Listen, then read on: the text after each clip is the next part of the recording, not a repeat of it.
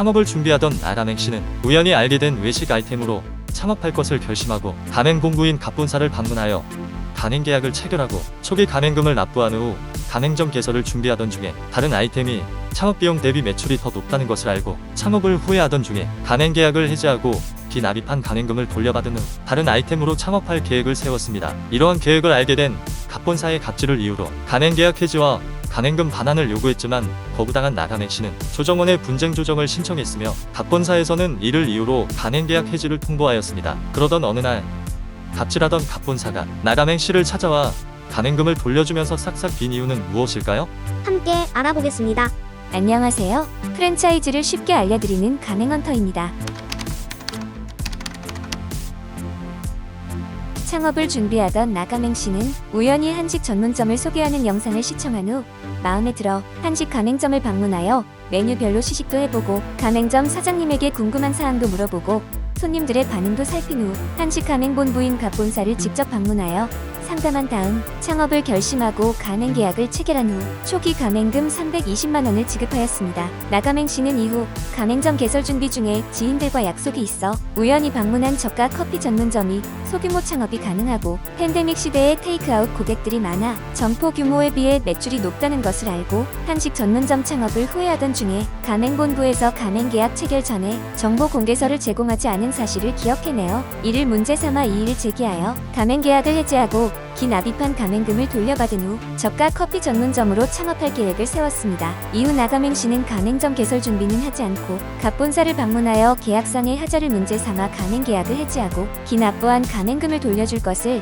서면으로 요청했으나 갑본사로부터 거부당했습니다. 이에 나가맹 씨는 전문가의 도움을 받아 한국공정거래조정원에 관련 분쟁 조정을 신청하였으며 분쟁 조정 신청이 접수되었다는 사실을 안 갑본사는 나가맹 씨에게 일방적으로 가맹계약을 해지한다는 내용을 통보했습니다. 이 경우 나가맹 씨는 어떻게 가맹금을 돌려받을 수 있을까요?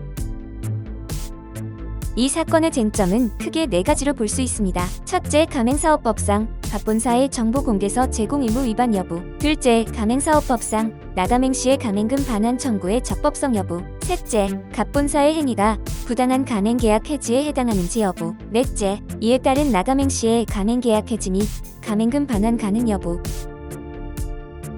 그럼 조정 결과는 어떻게 되었을까요? 한국공정거래조정원에 따르면 나가맹 씨가 정보공개서 미제공에 대해 이의를 제기하면서 법에서 정한 절차에 따라 계약을 해지하고 가맹금 반환을 요청했으나 갑본사로부터 거부당해 분쟁 조정을 신청했으며 이를 안 갑본사가 나가맹 씨에게 가맹계약 해지를 통보한 사안입니다. 조정원은 나가맹 씨가 정보공개서 미제공을 이유로 가맹금 반환을 요구하였으나 거부당해 조정원에 분쟁 조정을 신청했으며 이를 이유로 가맹계약 해지를 통보한 갑본사의 행위가 가맹사업법이 금지한 부당한 계약 해지에 해당할 여지가 있다고 판단하여 조정 절차를 진행하였습니다. 조정 결과 가맹사업 당사자인 갑본사와 나가맹 씨는 가맹계약을 해지하고 갑본사가 가맹계약 시 지급받은 초기 가맹금 320만 원을 나가맹 씨에게 되돌려준다는 내용으로 합의하여 조정이 성립되었습니다.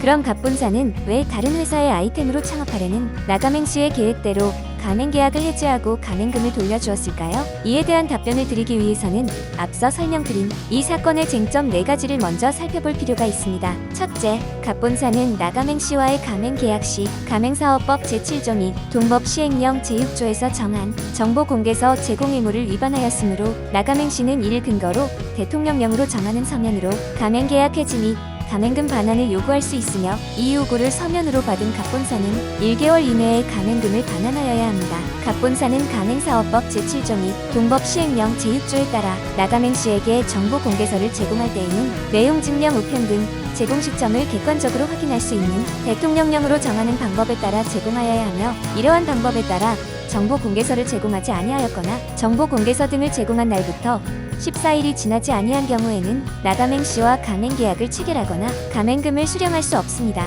다만 나가맹 씨가 정보공개서에 대하여 변호사 또는 가맹거래사의 자문을 받은 경우에는 가맹계약일과 가맹금 수령일을 7일로 단축할 수 있습니다. 한편 가맹사업법 제41조 제3항 제2호에 따르면 법 제7조 제3항을 위반하여 가맹금을 수령하거나 가맹계약을 체결한 자에게는 2년 이하의 징역 또는 5천만 원 이하의 벌금에 처하도록 규정하고 있습니다. 위 사례의 경우 갑본사는 가맹사업법에서 정한 정보공개서 제공 의무를 위반하여 2년 이하의 징역 또는 5천만 원 이하의 벌금에 처할 수 있으며 나가맹시는 이를 근거로 가맹금 반환을 요구할 수 있습니다. 이 경우 갑본사는 나가맹시가 서면으로 요구하는 날부터 1개월 이내에 가맹금을 반환하여야 합니다. 둘째, 갑본사의 정보공개서 제공 의무 위반을 이유로 나가맹시는 가맹사업법 제10조 및 동법 시행령 제10조에 따라 갑본사에게 가맹금 반환을 서면으로 요구할 수 있습니다. 다만 나가맹시가 갑본사의 정보공개서 제공 의무 위반을 이유로 가맹금 반환을 요구할 수 있는 기한은 가맹사업법 제10조 제1항 제1호에 따라 갑본사가 정보공개서 제공 의무를 위반하여 나가맹시가 가맹계약 체결 전 또는 가맹계약의 체결일부터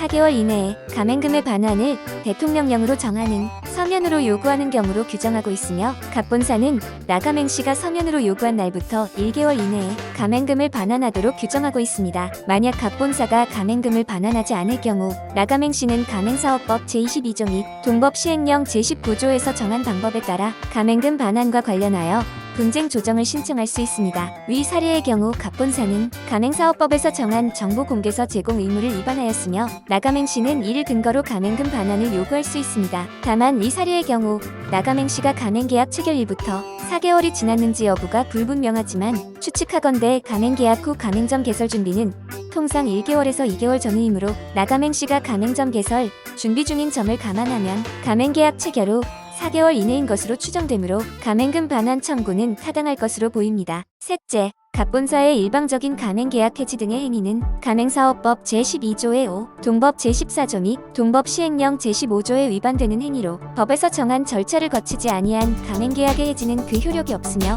그 가맹계약 해지가 법에서 금지한 보복 조치에 해당되면 3년 이하의 징역 또는 1억 원 이하의 벌금에 처할 수 있습니다. 이때 동법 제37조의 2, 제2항에 따라 보복 조치로 인해 가맹점 사업자가 입은 손해의 3배를 넘지 아니하는 범위에서 배상 책임을 지게 되며 가맹본부가 고의 또는 과실이 없음을 입증한 경우에는 손해배상 책임은 면하게 됩니다. 가맹사업법 제12조의 5에 따르면 가맹본부는 가맹점 사업자가 동법 제22조 제1항에 따른 분쟁조정의 신청 행위를 한 것을 이유로 그 가맹점 사업자에 대하여 가맹계약의 해지 등을 해서는 아니 된다고 규정하고 있어 나가맹시가 분쟁조정 신청을 했다는 이유로 가맹계약을 해지한 갑본사의 행위는 법에서 금지한 보복조치에 해당될 수 있습니다. 또한 가맹사업법 제14조에 따르면 가맹본부는 가맹계약을 해지하려는 경우 가맹사업의 거래를 지속하기 어려운 경우로서 대통령령이 정하는 경우를 제외하고는 가맹점 사업자에게 2개월 이상의 유예기간을 두고 계약의 위반 사실을 구체적으로 밝히고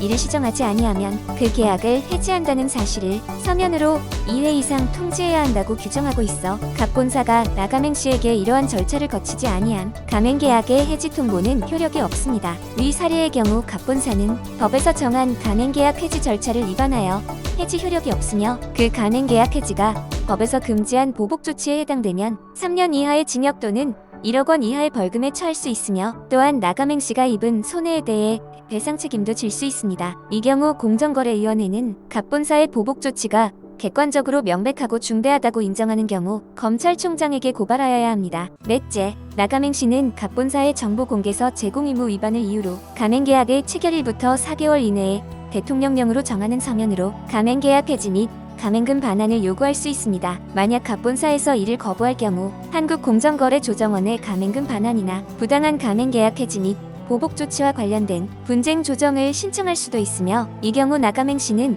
가맹금을 돌려받고 가맹계약을 해지할 수 있겠지만 갑본사는 법 위반에 따른 처벌을 받게 될 가능성이 높습니다. 위 사례의 경우 갑본사는 가맹사업법에서 정한 정보공개서 제공 의무와 가맹계약 해지 절차를 위반하였으며 갑본사의 가맹계약의 해지 방법이 법에서 금지한 보복조치에 해당될 가능성이 높습니다. 따라서 나가맹시는 가맹사업법 제10조 제1항 제1호 및 동법 시행령 제10조에 따라 가맹금 반환을 요구할 수 있으며 만약 거부당할 경우 갑본사의 법 위반을 이유로 분쟁 조정을 신청함이 바람직할 것입니다.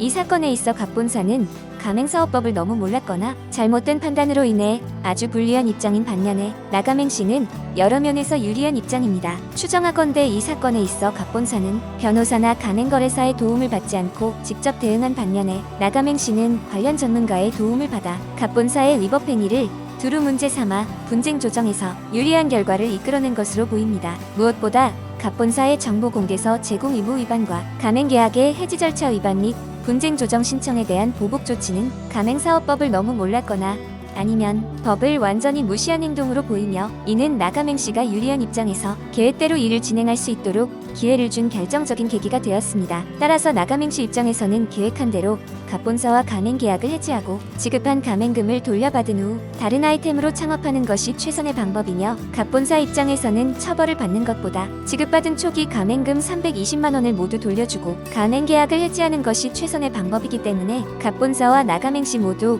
원만하게 합의한 것으로 보입니다. 그럼 다음 영상으로 찾아뵙겠습니다. 프랜차이즈를 쉽게 알려드리는 가맹헌터는 가맹본부와 예비 창업자분들이 자유롭게 소통할 수 있는 프랜차이즈 매칭 플랫폼입니다. 구독과 좋아요, 알림 설정까지 부탁드립니다. 이상 프랜차이즈를 쉽게 알려드리는 가맹헌터였습니다.